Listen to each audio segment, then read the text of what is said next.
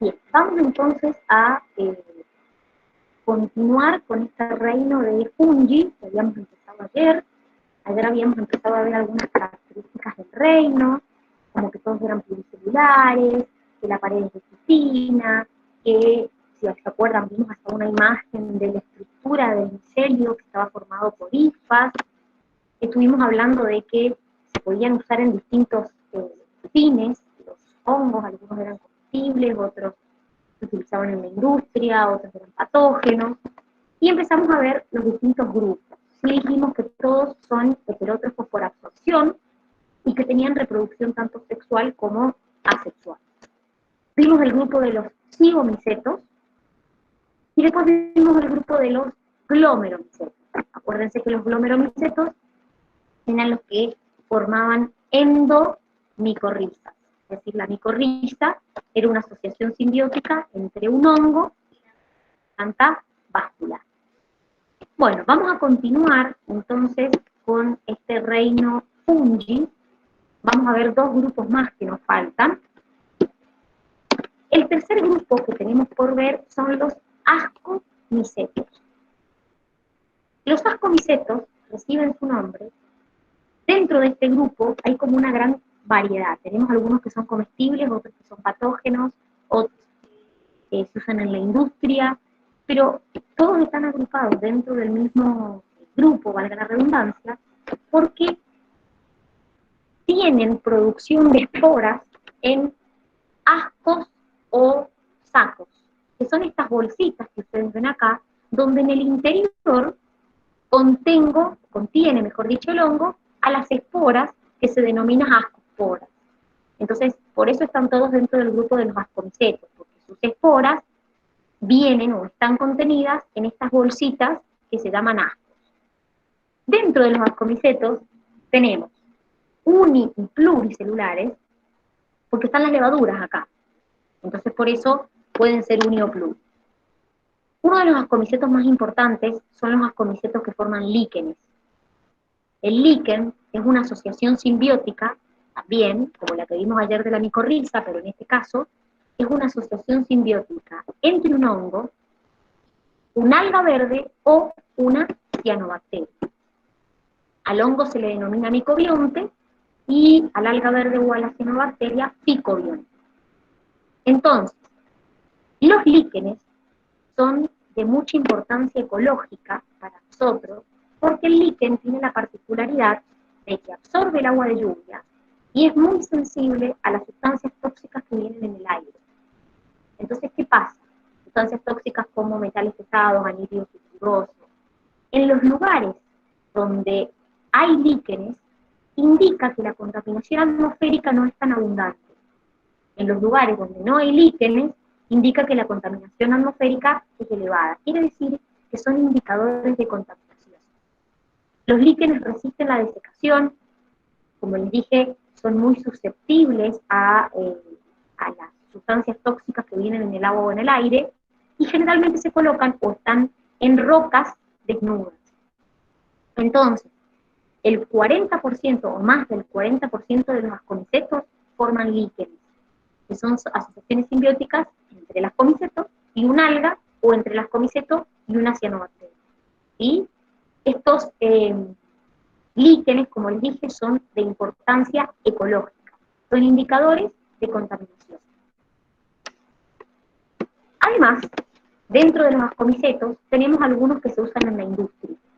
Por ejemplo, la levadura, que es Saccharomyces cerevisiae, que se usa en la cerveza, en el vino, en el pan, en las pizzas, es decir, en todos los procesos donde hay una fermentación, generalmente se usa Saccharomyces cerevisiae. Pero también tenemos, por ejemplo, al Penicillium roqueforti, que es el que se utiliza en la elaboración del queso azul o queso roquefort. El queso azul o queso roquefort, si ustedes alguna vez lo han visto, tiene como agujeritos, que son como verdes, medio negruzcos. Esos agujeritos son generados por Penicillium roqueforti. Es decir, es un tipo de Penicillium en particular. También tenemos ascomicetos que se comen. Por ejemplo, las colmenillas y las trufas. Estas son las colmenillas y estas son las trufas. ¿Alguien ha visto alguna vez el capítulo de Los Simpsons, donde Bart y Lisa recogen trufas, que Bart tiene olfato para recoger.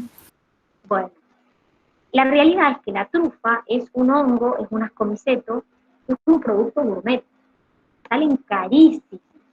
De hecho, hasta el lugar donde se encuentran para poder recolectarlos, el proceso es caro, es muy manual, les diría el proceso, y por eso las trufas son tan caras, son productos gourmet. Y obviamente son hongos comestibles que pertenecen al grupo de los ascomicetos.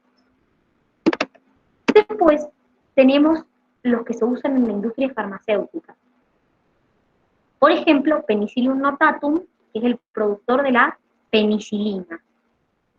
Penicillium, si uno lo ve al microscopio, la hifa termina como en esta estructura, que parece como, yo siempre lo veo como si fuera una manito, y la hifa termina en esa estructura, y fíjense que acá tengo las esporas. Bueno, esta es la estructura típica de un penicillium. Recuerden que el que produce antibióticos es puntualmente Penicillium notatum. Después tenemos los que son patógenos para el hombre. Es decir, los que ustedes por ahí más vean por la carrera que van a estudiar. Tenemos, por ejemplo, los que producen tiñas, que son el típico hongo que produce lesiones en la piel, que produce prurito, ampollas, por ejemplo, el pie de atleta. Pero además de existir el pie de atleta, esa tiña puede afectar la piel y producir esas manchas rojizas que ven acá, ¿sí? Entonces, la tiña también puede afectar la piel. Por otro lado, tenemos clavice purpúrea. En este caso, infecta un cereal, que es el centeno, por eso se le llama cornezuelo del centeno, que nosotros generalmente comemos la harina de centeno. Y cuando la harina está contaminada con clavice, puede producir lo que se llama ergotismo. El ergotismo produce gangrena, espasmos musculares, alucinaciones, demencia temporal. Es decir, que es una intoxicación bastante heavy y obviamente la podemos adquirir si la harina de centeno está contaminada con clavice. Por otro lado tenemos Aspergillus. Aspergillus es un hongo que produce una toxina que se llaman aflatoxinas, que son toxinas cancerígenas y que también infectan los cereales. Fíjense que acá tengo el centeno con clavice, es decir, que el centeno está infectado, y acá tenemos a Aspergillus visto al microscopio, ¿sí? Fíjense que ahí están las esporas del Aspergillus. Esos son todo el grupo de los ascomicetos. Es decir, la única característica que comparten es que las esporas se encuentran en ascos, que son como bolsitas a donde se encuentran las esporas. Pero dentro de ese mismo tenemos los comestibles, los de la industria, los patógenos, es decir, es como un gran grupo. El grupo de los ascomicetos, de hecho, es el que más ustedes ven. Ustedes ven solo 4 dentro del reino fungi, pero la realidad es que hay muchos más. El último grupo que ven son los basidiomicetos. Es el típico honguito de sombrero que uno ve. La verdad es que los basidiomicetos tienen múltiples formas, pero uno generalmente lo conoce por este honguito que es el típico de las películas, ¿sí? Este honguito de sombrero. De hecho, esto se llama basidio. Esta como cabecita que tiene se llama basidio. Dentro de los basidiomicetos tenemos los hongos en repisa o en sombrero, como las setas, que algunas son comestibles, como por ejemplo el champiñón, pero también tenemos otros que son parásitos de vegetales, que descomponen la madera, y hay otros que forman ectomicorrizas. Ayer vimos los glomeromicetos que formaban endomicorrizas, acá tenemos los formadores de ectomicorrizas. Entonces, por ejemplo, acá les muestro 2 basidiomicetos que son parásitos de plantas, que son, por ejemplo, la roya y el tizón. Están dentro de los basidiomicetos y, sin embargo, infectan a las plantas. Todo este grupo es el grupo de los basidiomicetos. Hasta acá llegaría el reino fungi. ¿Alguna duda sobre el reino fungi? Lo que hayamos visto ayer o hoy. No, Dani. Bien, perfecto. Vamos entonces con el próximo reino, que es el reino Plantae. Como ustedes ven, ustedes no ven la clasificación, ustedes no tienen botánica, solamente ven como las características generales de este grupo. Entonces, en las características generales del reino Plantae, tenemos que todos son pluricelulares, en este caso la pared celular no es de quitina, sino de celulosa, y se caracterizan porque las plantas tienen crecimiento ilimitado toda la vida. Nuestra alimentación se basa en 3 plantas: trigo, maíz y arroz. Es decir, la mitad de nuestra alimentación se basa en 3 plantas que consumimos. Y muchas de las medicinas que nosotros tomamos vienen de plantas, ya sea que se extrae un componente de la planta o directamente que se usa la hierba. O sea que más allá de que la planta a nosotros nos sirve porque es quien oxigena la atmósfera, también nos sirve porque hay muchos principios activos en las plantas que se extraen para elaborar medicamentos o que nos alimentamos de esas plantas. Todas las plantas son autótrofas fotosintéticas y, como ya hablamos un poco ayer cuando estuvimos viendo el protista, se reproducen en forma sexual y asexual y tienen lo que se llama alternancia de generaciones. Es decir, en alguna generación de la planta es diploide y en otras la planta es haploide y en algunas se reproduce en forma sexual y en otras se reproduce en forma asexual. A eso es lo que llamamos alternancia de generaciones. Entonces, hay muchas maneras de clasificar las plantas, ustedes no las ven, pero se pueden clasificar por sus flores, por sus semillas, por sus raíces. Hay un montón de maneras de clasificar a las plantas. Me gustaría que vieran en el cuadernillo de protista un cuadrito donde les compara el reino fungi con el reino plantae. Está lo último de la unidad. Creo que el cuadernillo protista, dijo, o el del cuadernillo de fungi. En el de fungi, mala mía. En el cuadernillo de fungi, en la última página, tienen un cuadrito que les compara el fungi con el plantae. ¿Lo tienen a mano? Miren, ahí les digo la página porque yo también estoy abriendo en este momento. Es la página número 7 del cuadernillo, la última. Ahí tenemos un cuadrito que nos está comparando el reino fungi con el reino plantae. Claramente los dos son reinos eucariotas, al igual que el reino animalia o que el reino protista. Pero estos cuadritos sirven, chicos, para ver qué características tienen en común y en qué características difieren. Entonces es una manera también, acá podríamos haber agregado, no sé, una columna más y haber puesto a animalia. Y también los podríamos haber comparado. En este caso, si nosotros nos fijamos, la primera diferencia que aparece es respecto a la pared. La pared celular del reino fungi es de quitina, mientras que la del reino plantae es de celulosa. Eso lo hemos repetido varias veces. Otra diferencia es la presencia de los plástidos. Es decir, que el reino fungi no presenta plástidos. ¿A quién teníamos dentro de los plástidos? ¿Qué estructuras son consideradas plástidos? A ver. Eso lo vimos en célula. ¿A qué se consideran plástidos? Creo que eran los cloroplastos, leucoplastos y me falta uno. Cromoplastos, pero está muy bien, vale, muy bien. Es decir, estos plástidos que tienen las plantas, por ejemplo el cloroplasto, el cromoplasto o el leucoplasto, en el fungi no aparecen. ¿Y por qué no aparecen? Porque claramente un hongo no hace fotosíntesis. Los hongos son heterótrofos por absorción. Entonces, ¿para qué quieren los cloroplastos? Si no los van a usar. Por esa razón, el reino fungi no tiene plástidos, mientras que el reino plantae sí. Otra diferencia más es la presencia de vacuolas.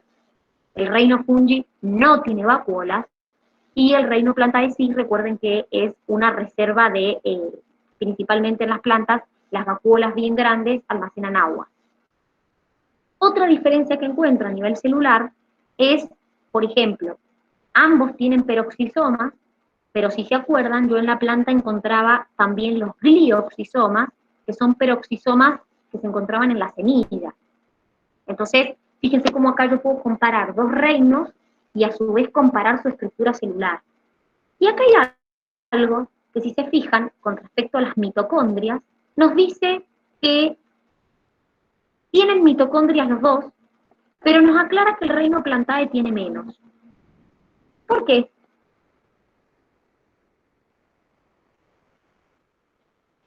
¿Por qué el reino Plantae tiene menos mitocondrias que el reino Fungi?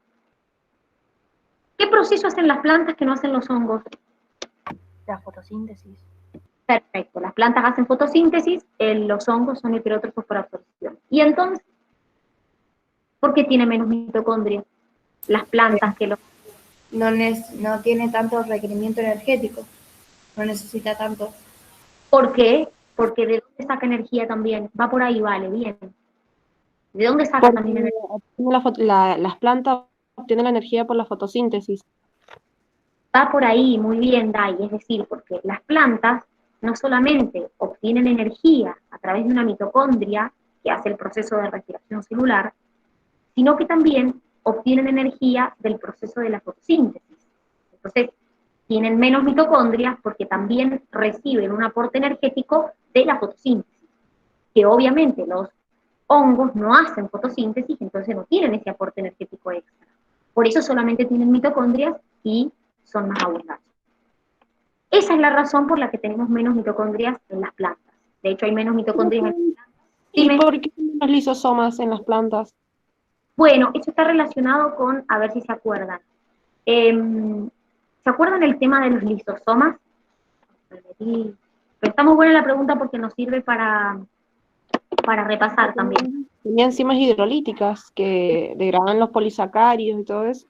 Perfecto, tiene enzimas hidrolíticas y eran provenientes del complejo de Golgi, o sea que pertenecían al sistema de endomembranas. ¿Se acuerdan eso? Estos son los lisosomas. Bueno, Sí. la realidad, ustedes se acuerdan lo que vimos de los lisosomas. La planta tiene lisosomas, como lisosomas. Me Sí. parece que no eran de origen animal. A ver, acuérdense que la planta tiene vacuolas con enzimas hidrolíticas que cumplen funciones parecidas al lisosoma. El lisosoma está en la célula animal, pero ojo, porque la realidad es que los lisosomas, en el caso de las plantas, a ver, ¿cómo les explico lo siguiente? Si ustedes se basan en la bibliografía de Curti, que es el cuadrito que ustedes tienen acá, les dice que los dos tienen lisosomas. ¿Sí? ¿Por qué? Porque recuerden que en realidad la planta tiene, pero lo que tiene son como vacuolas con enzimas hidrolíticas que cumplirían una función parecida a los lisosomas. Pero si ustedes se fijan en el cuadrito este que está sacado de Curtis, no es que no los inventamos nosotras, en ese cuadrito dice que las plantas en realidad sí tienen lisosomas. Pero si ustedes se fijan en otros cuadritos que están en el reino donde vimos célula, antes de ver esto, fíjense que nosotros vimos que la realidad era que en la planta yo puedo distinguir el lisosoma en la célula animal y en la planta vacuolas con enzimas hidrolíticas. ¿Saben por qué pasa esto, chicos? Esto pasa porque muchas veces en Curtis el que escribe un capítulo no escribe el otro. Entonces en un capítulo nos dice una cosa y en otro capítulo nos dice otra. Esa es la razón por la que pasan estas cosas. Porque si ustedes se basan en este capítulo, con respecto a los reinos, yo claramente veo que me dice que tienen los dos, pero que la planta tiene menos, no me dice que no tiene. ¿Está? Ahora, si yo me fijo en lo que vimos en célula, que es otro capítulo que lo vimos hace un montón, me decía que la planta tenía vacuolas que tenían enzimas hidrolíticas. Y eso pasa, como les digo yo, porque justamente el que escribe un capítulo del libro no es el mismo que escribe otro. Si ustedes se fijan en células, les dice que solamente están presentes en la célula animal los lisosomas, que lo que tiene la planta es una vacuola con enzimas hidrolíticas. ¿Sí? Entonces, bueno, esto suele pasar de un capítulo a otro, porque los que los escriben son personas distintas. Esa es la razón por la que pasan estas cosas. Pero la realidad es que están presentes en las células animales los lisosomas. Pero repito, dependiendo de quién escriba el capítulo, es más, le va a pasar con varias cosas que vamos a ver y siempre se las aclaramos, que por ahí en un capítulo me dice una cosa y cuando veo otro capítulo me dice otra y es un bajón. Pero bueno, como les digo, es por esa razón, y ahí respondo a tu pregunta. La realidad es que el lisosoma, como lisosoma, es de la célula animal. Lo que pasa es que funcionalmente la planta tiene como una vacuola que tiene enzimas hidrolíticas y cumple como una función semejante a el lisosoma. Bueno, muchachos, ¿qué vamos a hacer ahora? Ahora nos vamos a ir a hacer los TPs. Vamos a hacer el TP de protista, que ya está cargado, y vamos a ir a hacer el TP de Fungiplantae, que ya está cargado. Son sumamente cortitos los dos, uno tiene 12 y el otro tiene 8 preguntas, así que los vamos a hacer y en un ratito hacemos la corrección. Así que vamos todos para el Moodle, así hacemos los TP. ¿Estamos? Bueno, Nos vemos en un ratito. Vamos así hacemos los TP por el Moodle.